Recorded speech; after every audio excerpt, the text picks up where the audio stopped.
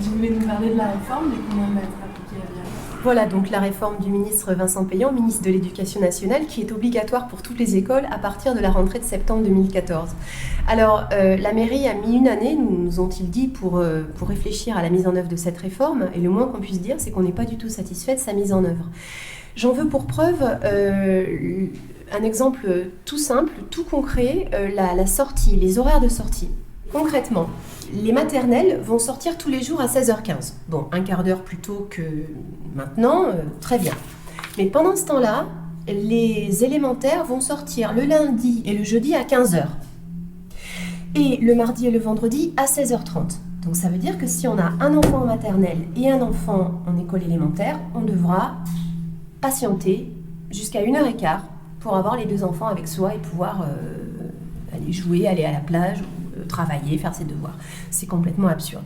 Alors, cette réforme de Vincent Payan, elle vise à réduire en fait la durée de temps effectif de cours dans la journée, 5h30 maximum dans la journée et dans la journée complète et 3h30 maximum dans la demi-journée. Donc on rajoute le mercredi matin.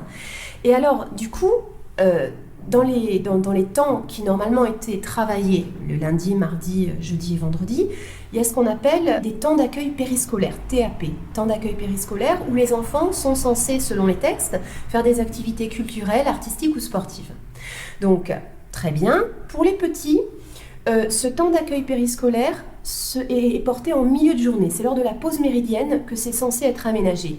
Mais lors de la réunion de présentation du projet par la mairie, cette réunion s'est faite récemment, on a dit aux représentantes des parents d'élèves que c'était le repos, le temps calme et la lecture qui ont été reconnus. En gros, ils vont faire la sieste, donc en gros, pour moi, c'est pas de l'organisation du temps périscolaire.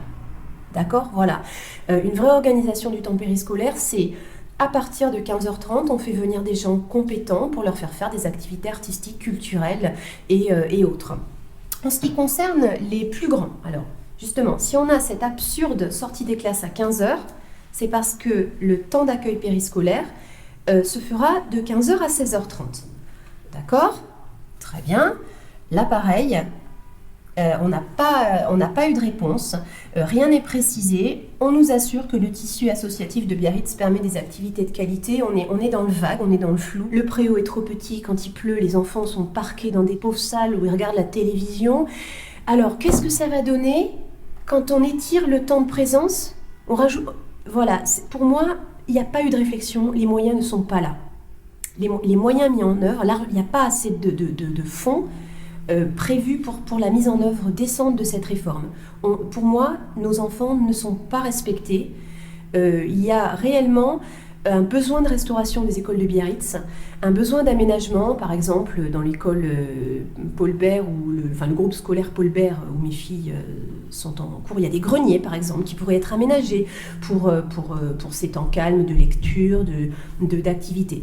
Moi, j'aurais aimé qu'on me dise, il y a telle association qui va venir, telle association sportive, culturelle, artistique, on ne sait pas. Et puis surtout, en tant que maman, cette histoire de sortie différée le soir, moi, j'arrive pas à m'y faire.